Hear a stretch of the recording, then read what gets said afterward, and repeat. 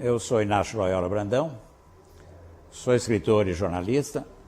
Antigamente eu dizia jornalista e escritor, hoje eu inverti.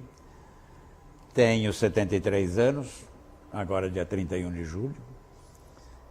Escrevi 32 livros, entre romances, contos, crônicas, 2 livros de viagem, 3 livros infantis, uma peça teatral, que é a minha única incursão até esse momento, que é A Última Viagem de Borges. Lançando, nesse momento, preparo a biografia da Dona Ruth Cardoso e um novo livro infantil, como se fosse uma continuação de Um Menino que Vendia Palavras. Acho que basta isso. Quer dizer, vivi vários momentos, desde a fase romântica de imprensa, ainda com linotipo, com impressão plana, aquela coisa, até chegar a esse momento da informática, da informatização. Fico feliz por ter vivido vários momentos, porque significa que o mundo se transformou muito e eu estou acompanhando essa mudança. Não só acompanhando, como registrando, ou através dos livros, ou através do jornal. No jornal, hoje como um entrevistador da revista Vogue, ou como o cronista da cidade de São Paulo, um dos cronistas da cidade de São Paulo, registrando momento a momento do cotidiano de uma capital como essa, que é minha paixão e meu ódio. Esse momento que eu estou vivo. Cada momento é um momento. Cada momento é um período, é um instante em que tem coisas boas e em que tem coisas ruins. Mas eu diria que talvez o grande momento foi aquele em 1996, quando eu abri o olho dentro da UTI, depois de ter clipado um aneurisma cerebral, e vi que eu estava vivo. Quando eu entrei naquela sala de cirurgia, eu não sabia se eu sairia vivo ou morto. Vivo. Esse foi o grande momento, além daquele lá atrás, quando eu nasci. Todo mundo começa a dizer, eu fui influenciado por James Joyce, eu fui influenciado por Flaubert, eu fui influenciado por Shakespeare, eu fui influenciado por... Eu não. Eu fui influenciado por contos de fadas, por Monteiro Lobato, por Robinson Crusoe, pelo Conde de Monte Cristo, pelo Corcunda de Notre Dame, por um livro que eu achei encantador quando eu li criança, Joana d'Arc, do Érico Veríssimo. Eu fui formado pelo Tarzan, pelos livros policiais, pelos livros, pelo Flash Gordon, pelos gibis, pelo Príncipe Submarino. Eu fui influenciado pelo cinema, principalmente por faroeste. Eu fui influenciado por filmes seriados. Essa é a minha influência. Mais tarde eu li os grandes clássicos, mais tarde eu li os livros importantes, mas aí a minha cabeça já estava funcionando toda dentro da literatura. Eu sou muito chão, terra a terra.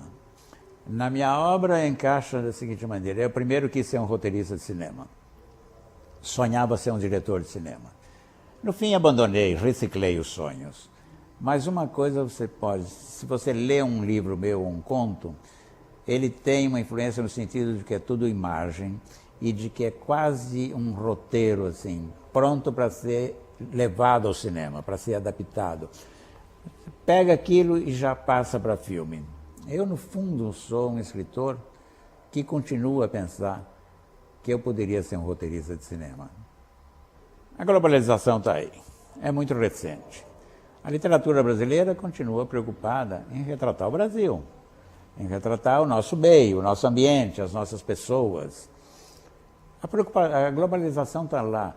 O que a gente talvez não tenha é o seguinte: nós ainda não somos traduzidos para o resto do mundo, por alguma razão. Por quê? Porque escrevemos em português? Porque nossa literatura é desinteressante? Eu não sei responder. De qualquer maneira, por que nós lemos a literatura latino-americana inteira e às vezes lemos até em espanhol? Porque nós temos essa capacidade de ler em espanhol e eles não têm a capacidade de ler em português.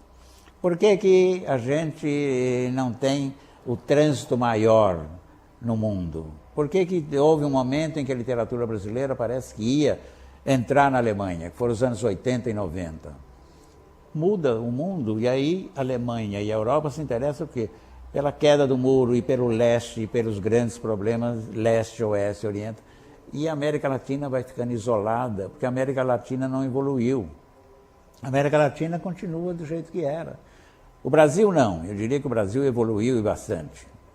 Estamos tendo 16 anos de uma democracia. Fernando Henrique e Lula, digo o que disser, mas são tempos tranquilos e de estabilidade. Mas continua a Argentina, continua a Venezuela, continua aí o Chile, o Equador e principalmente Honduras. Quer dizer, é um retorno. O que avançou? Em que momento que a América Latina avançou? E Cuba, que continua parada no tempo. Eu fui muito cubanófilo, fui daquela juventude que queria ir para Cuba também para fazer a revolução. Quem tem que responder essas perguntas são os analistas, sociólogos, antropólogos, historiadores e tal. Nós, escritores, retratamos. Ninguém sabe o que vai acontecer. É uma coisa muito nova. As coisas novas ou são recebidas com enorme entusiasmo e, ao mesmo tempo, são recebidas com enorme medo. O que o escritor tem que fazer é continuar a escrever. A nossa missão, eu não gosto dessa palavra, mas a nossa função é transformar em palavras o que a gente vê, a realidade em palavras. Se vai ser lido no papel ou no monitor, eu não sei. O meu problema não é a tecnologia, o meu problema é literatura, é ficção, é realidade, é imaginação, e é passar isso. Continua a trabalhar com palavras. A literatura é palavra. Agora, se essa palavra está na internet ou está no livro impresso, deixa o tempo. Já não se falou no fim do teatro quando foi inventado o cinema? Já não se falou no fim do cinema quando foi inventada a televisão? Nada desapareceu, as coisas vão se acrescentando. A tecnologia às vezes assusta o homem. Vamos usar a tecnologia. Graças a Deus que inventaram o computador, que para nós, escritores, tecnicamente, foi um grande momento. Dentro daquele tempo que se fazia cópias e mais cópias de papel carbono, que para fazer uma correção tinha que tirar a página da máquina inteirinha e redatilografar, e que para você mudar um segmento de um lugar para o outro, tinha que colar com cola, papel, durex e tal. O computador facilitou a nossa tarefa. Agora, o computador não dá talento para ninguém e nem faz nada sozinho. As coisas continuam aqui e aqui. Acho que o Brasil é muito melhor hoje do que era. Eu sou do interior, eu olho o interior o que era, eu olho o que é hoje. Se esse interior existisse na Araraquara que eu vivia, eu não teria saído da cidade. Teria continuado a fazer lá as minhas coisas. Mas saí, porque eram outras as condições. As cidades eram ilhas, eram cidades medievais, quase fortificadas. Hoje não tem mais nada disso, hoje já não tem muro, hoje já não tem fronteira. Não tem fronteira entre as cidades, entre os estados e no mundo. Agora, do ponto de vista de edição, continua a haver dificuldade para edição para os novos autores. Talvez mais ainda, porque o investimento em livros hoje é uma coisa cara. Porém, já existem tecnologias que permitem você imprimir um livro o suficiente para atender uma certa demanda de público. Sabe, você tira uma tiragem de 100 ou de 1000, e se você quiser tirar mais 100 ou 1000, isso está tudo pronto. Isso é um grande avanço.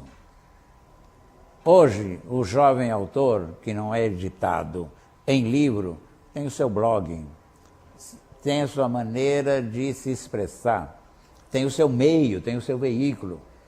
Quando eu era jovem não tinha nada disso, a gente fazia coisas mimeografadas e ia distribuir de mão em mão, não podia nem vender, depois aí muitos pagavam livrinho, mudou muito e eu acho que mudou para melhor. Agora, a qualidade de muita coisa ainda é discutível, como sempre foi. E esse é um outro momento, é uma outra questão. Estava lotado e foi bonito até no fim, né? Todo mundo de pé. Acho que já tinha o que 1000 pessoas ali, não sei. Talvez. Não sei os outros, mas tem uma coisa muito curiosa. Semana passada, eu jantando com o Afonso Romano Santana, e ele tinha voltado da Flip. E aí ele comentando a Flip, né? O que é? Hoje tem um momento que é o autor escrevendo, solitário, que isso continua, não modificou e não vai modificar. E tem um outro momento que é o show. Então, de repente, você está tendo autores que fazem um show, que é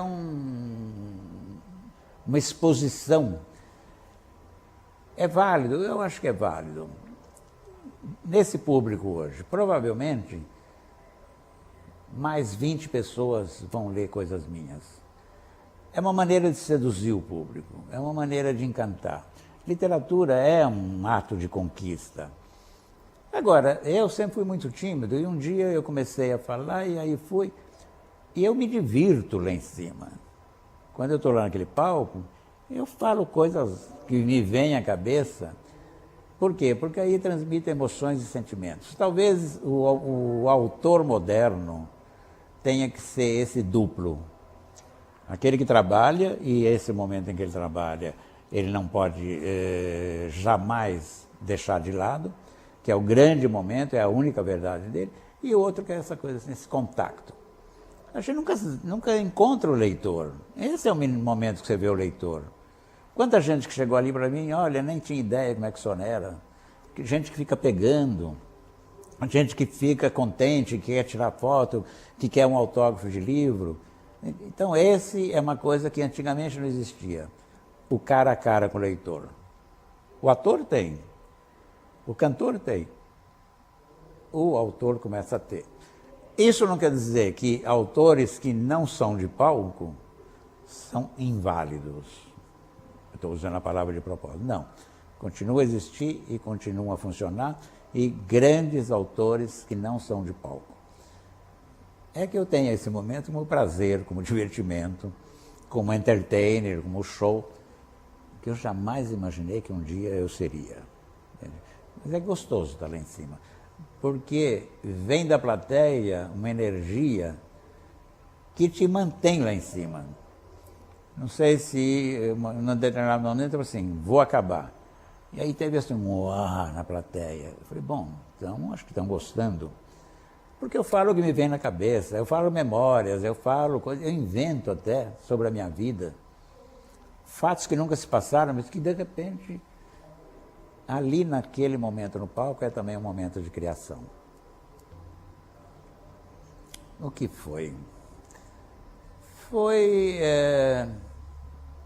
um pouco a solidão e um pouco de pôr para fora umas coisas que tinha dentro de mim, que me incomodavam e que eu queria transmitir. Porque quando eu lia, eu disse assim, pô, por que eu também não posso fazer isso?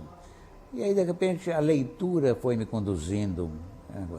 E depois foi uma maneira, eu comecei a escrever, comecei a ver que era uma espécie de terapia, sabe? Meus conflitos, minhas emoções, minhas perplexidades, isso tudo me levou a ser um escritor, sabe? Catarse. Eu nunca digo que tem língua obrigatória, eu digo assim, os livros que eu gosto. Entende? Os livros que eu gosto, que eu gostei, são esses. Se quiserem ler, esses livros falam sobre isso. Não tem livro obrigatório. Não existe. Existem bons livros. Então, de repente, eu posso falar do Velho Mar, do Hemingway, eu posso falar do Moby Dick, do Melville, eu posso falar do Robinson Crusoe. Mas será que esses livros ainda encantariam uma geração profundamente informatizada? É isso que eu me pergunto. Ou será que a emoção dentro da pessoa continua a mesma, seja um brucutu pré-histórico, seja um jovem informatizado século XXI. O que eu transmito é assim, os livros que eu gostei, 20 Mil Léguas Submarinas, Flash Gordon, como eu já disse, tá? O Robson, o maior livro sobre a solidão do que o do Robson. No fundo mesmo, esse jovem informatizado, ele sente solidão, ele sente angústia, ele sente ansiedade. De repente eu conto de livros que ajudam a entender de alguma maneira isso. Agora, o livro obrigatório, não tenho a mínima ideia. Eu acho que consegue viver. Tem pessoas que não são o mínimo interessadas em se questionar, né, em olhar para dentro. Tem pessoas interessadas em carreiras, em investimento, em dinheiro, em posses, em grifes, em celebridade e tudo mais. Tem outras pessoas que estão mais se olhando para dentro, sabe? Pessoas interessadas em quem eu sou, por quê? O que é vida? Por que a gente vive? Onde é que vai tudo isso? Então, são duas espécies. Tem uma espécie completamente, uma palavra antiquíssima, alienada, uma pessoa que não quer saber. Uma pessoa que está dentro desse status novo, sabe, de midiático, de aparecer, de fazer dinheiro, de preocupado com roupas, com grifes, com posses, com ganâncias, com ser esperto e etc.